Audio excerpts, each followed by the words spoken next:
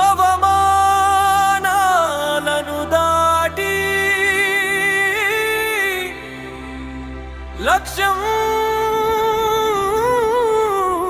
వైపు. అవమానం నన్ను ఆపలేదు, అవహేళన నన్ను కూల్చలేదు. మాటల రాళ్ళు పడినా సరే నా లక్ష్యం దారి మార్చలేదు. అవమానాలు నా భారం కాదు, అవి నా బలమే అయ్యాయి. క్షమించి వదిలి ముందుకు నడిస్తే నా గమ్యం నన్నే చేరింది. డబ్బుతో కొలిచేవాళ్ళు ఉన్నారు, అహంకారంతో నవ్వేవాళ్ళు ఉన్నారు. మంచి చేయడానికి వెళ్ళిన నన్ను నిందించేవారు ఉన్నారు. ఆ క్షణంలో బాధపడ్డాను, మనసు కొద్దిగా కదిలింది. కానీ ఆ బాధని మోసుకుంటే నా ప్రయాణమే ఆగిపోతుంది. అందుకే దృష్టిని లక్ష్యంపై పెట్టాను. నానా మాటల్ని గాలిలో వదిలాను. నిలిచిపోయిన వాళ్ళు అక్కడే ఉన్నారు, నేను మాత్రం ముందుకు నడిచాను. అవమానం నన్ను ఆపలేదు, అవహేళన నన్ను కూల్చలేదు. ఎవరెన్ని అన్నా సరే నా దారి నేను వదలలేదు.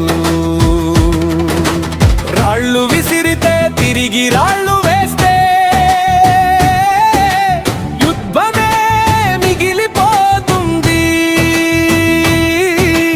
కోపంతోనే జీవిస్తే కాలమే చేజారిపోతుంది. ఏనుగులా నేర్చుకున్నాను మొరిగే మాటలు వినకుండా. నా దారిలో నేనెళ్ళిపోయాను, నిశ్శబ్దమే నా సమాధానం. క్షమించాను, వాళ్ళ కోసం కాదు, నా మనశ్శాంతి కోసం. వదిలేశాను గెలవడం కోసం. అవమానం నన్ను నేల కూల్చదు, నింద నన్ను నిలిపేయదు. నా లక్ష్యం పవిత్రమైనది, దాన్ని ఏ శక్తి ఆపలేదు.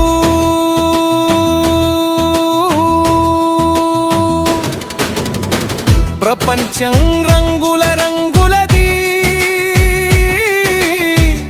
మనుషులు రకరకాలది. కానీ నా లక్ష్యం ఒక్కటే, అది ఉత్తమమైనది. నిందలు దాటితే ఎదుగుదల వస్తుంది, క్షమిస్తే శక్తి పుడుతుంది. ముందుకు నడిస్తే చరిత్రే మన పేరుని రాస్తుంది. అవమానాలను దాటి నేను ఎత్తుకు వెళ్ళాను.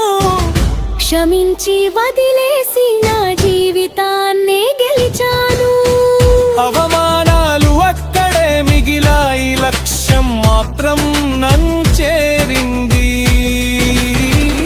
నిశ్శబ్దంగా నడిచిన వాడే అందుకోలేని ఎత్తుకు వెళ్ళాడు.